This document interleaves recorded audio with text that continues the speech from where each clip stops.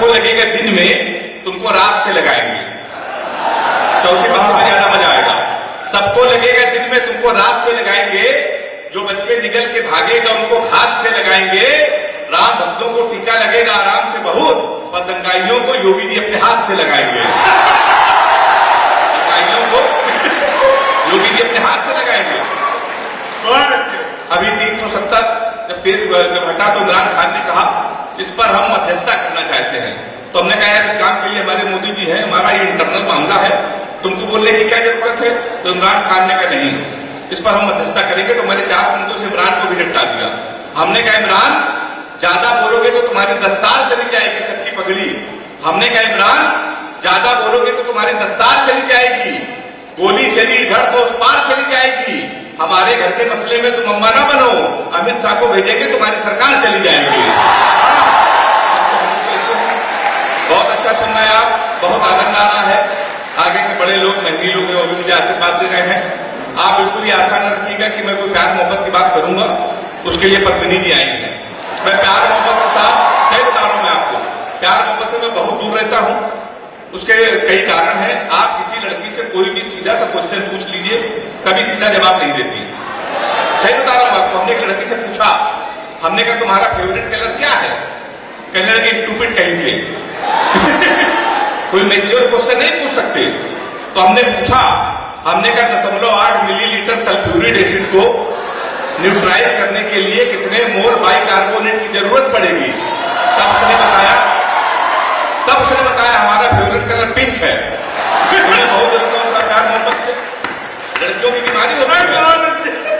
किसी लड़की का आप गौर से देख लो तो कहेंगी देखो कैसे कुत्ते की तरह देख रहा है, ना देखो तो कहेंगी कुत्ता देख भी नहीं रहा है। ताली हाथ उठा के बजाइए एक बार जोरदार। तो साहब मैं प्यार मोहब्बत से बहुत दूर रहता हूं। अच्छा प्यार मोहब्बत से क्यों दूर रहता हूं मैं आपको बता दूं। मेरा एक बचपन का दोस्त है, हमारे सबको मुझे ने बताया टिकटॉक पर सर्वाधिक वायरल हुआ, पूरे इंजीनियरिंग कॉलेज में पहुंचा। जब मैं सुनाऊंगा तो आपको लगेगा कि मैंने ही, तो वो मेरा बचपन का दोस्त है सर। उसने हमको लव स्टोरी सुनाई थी रोते रोते। हमने रोते रोते लव स्टोरी सुनी थी। तब से हमने कसम खा ली, ने प्यार करेंगे ना किसी को प्यार करने देंगे। वो लव स्टोरी आप लोगों को सुना दे रहे हैं। मेरा चैलेंज है, हिम्मत हो तो प्यार करके दिखा देना। वो लव स्टोरी कुछ इस तरीके की है, जब हम 3 साल के थे तब वो पैदा हुई थी। हम कक्षा 2 में आए, वो केजी में आई। हम 5 में आए, वो 4 में आई। हम हाई स्कूल में आए, वो 9th में आई। हम इंटर में आए, वो 1st ईयर में आई। उसके बाद हम एसएससी की तैयारी करने लगे। समझ गया। तो उत्तर प्रदेश में लड़के इंटर के बाद या तो IIT एसएससी करते हैं। हम एसएससी की तैयारी कर रहे थे, 1st ईयर में आ गई। हम एसएससी की तैयारी कर रहे थे, वो इंटर में आ गई। हम एसएससी की तैयारी कर रहे थे, वो BA में आ गई। हम एसएससी की तैयारी कर रहे थे, वो MA में आ गई। हम एसएससी की तैयारी कर रहे थे, उसने B.Ed कर लिया। हम एसएससी की तैयारी कर रहे थे, उसने M.Ed कर लिया। हम एसएससी की तैयारी कर रहे थे, उसने MPhil कर ली। हम एसएससी की तैयारी कर रहे थे, उसने PhD कर ली।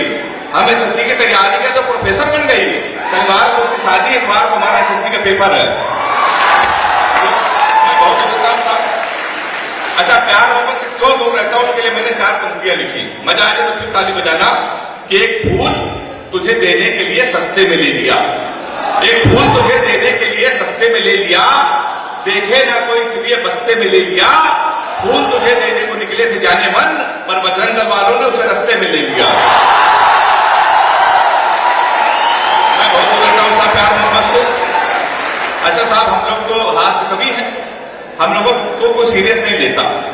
लोग हम लोगों का आधा पागल समझते हैं, कोई सीरियस नहीं लेता। और हम लोगों की शादी भी इसलिए नहीं होती कि हास्य कवि पता नहीं किस तरीके का होगा। और हमारी तमाम शादियां तो इसलिए लड़ गई कि मैं हास्य कवि।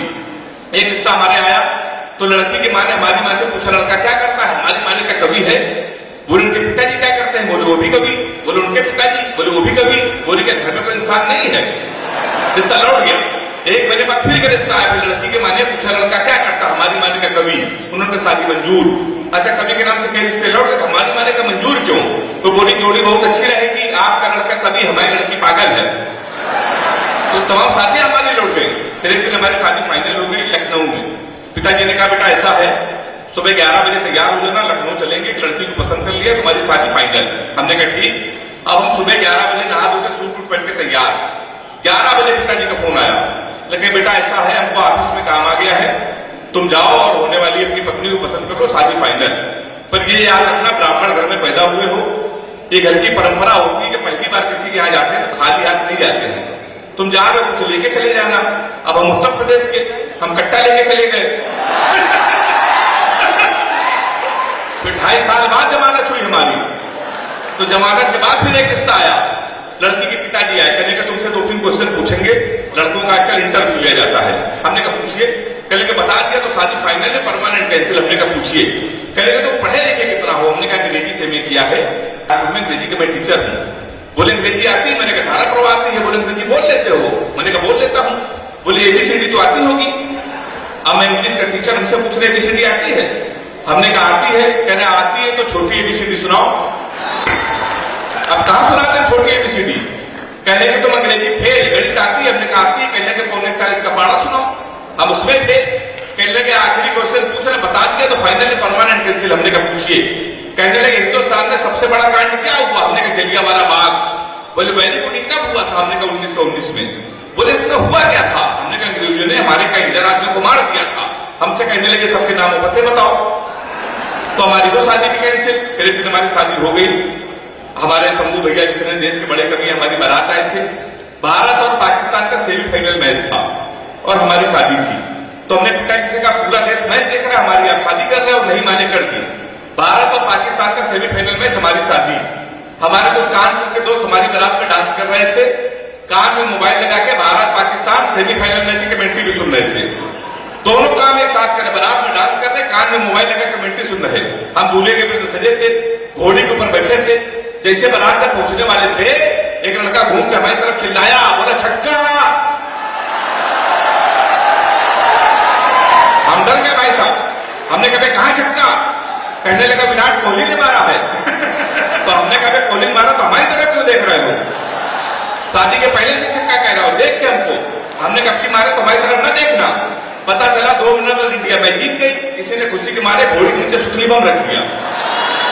अब वो बम फटा तो घोड़ी भागने लगी, हम भी भागने लगे। हमने चलती घोड़ी से पिताजी को फोन मिलाया। हमसे बोले कहां हो बेटा? हमने कहा पिताजी भाग रहे हैं। बोले किसके साथ? ताली तो आप लोग ऐसे बजा रहे समय बारात आए थे। हमने कहा घोड़ी के साथ। बोले मैं शर्म नहीं आती, भागना किसी लड़की के साथ भाग जाते। हमने कहा पिताजी वो बह गई थी। कहने लगे आज घोड़ी बहती है, कल को गदी बह गई तो उसके साथ भाग जाओगे। उन्होंने मोबाइल बंद कर लिया। एक हफ्ते लगातार हम भागते रहे। एक हफ्ते में उनको होश आया तो हमने अपने आप को जंगल में पाया। वहां 4-5 आदमी खड़े थे। हमने कहा कानपुर का पता बता दो, अपनी बीवी को विदा कराना है। तो उन्होंने कहा देखो ऐसा है, हमारे यहाँ रामलीला का पाठ चल रहा है, ये राम है, ये लक्ष्मण है, सूप नखा का रोल जिसे करना था नहीं आया, तुम सूप नखा का रोल कर लो। हमने कहा इसमें क्या करना पड़ेगा? बोले नाक कटवानी पड़ेगी। हमने कहा वो तो कर चुकी है। हमने उनकी बात मान ली। रात भर सूप नखा का रोल किया। सुबह 4 बजे हमारी आंख खुली, हमारे असली कपड़े गायब, वहां के आदमी गायब। सूप नखा के 10 में पैदल हम अपने घर पे। हमारे पिताजी छज्जे के ऊपर खड़े थे। हमने कहा पिताजी पहचाना? उन्होंने हमारी मां से कहा इसको कटोरा आटा दे दो। हमारे पिताजी नहीं पहचान पाए। हमने मां के पुत्र है, बोले बेकुमत और हमारे 2 ही पुत्र के इंजीनियर के नाक कटवा के घोड़ी के साथ आ गया है। ससुराल का हमारे साले ने भगा दिया। हमारे घर के सामने पुलिस थाने गए तो एसपी साहब बैठे थे। हमने कहा हमारे साले के खिलाफ FIR लिख लीजिए। कहने तुम ही हेमंत पांडे हो? हमने कहा कहने लगे तुम्हारे ना पहले से FIR घोड़ी के अपहरण की, तुमको 2 दिन का समय दे रहे, घोड़ी नहीं तो तुम जेल चले जाओगे। उत्तर प्रदेश का बड़ा व्यंग, आप सारे लोग पढ़े लिखे लोग हैं, मेरा व्यंग मेरा सटायर आप तक पहुंच जाए तो ताली बजा के बताना कि व्यंग और सटायर को किस तरह सुनते हैं आप। हमने उनके पैर छुआ। हमने कहा घोड़ी ढूंढ लाइए। कहने लगे पुलिस का काम है घोड़ी ढूंढना। हमने कहा ढूंढ लाइए। कहने लगे पुलिस के इतने बड़े कार्य घोड़ी ढूंढना है। हमने कहा एसपी साहब भैंस को आप ढूंढ लाए थे।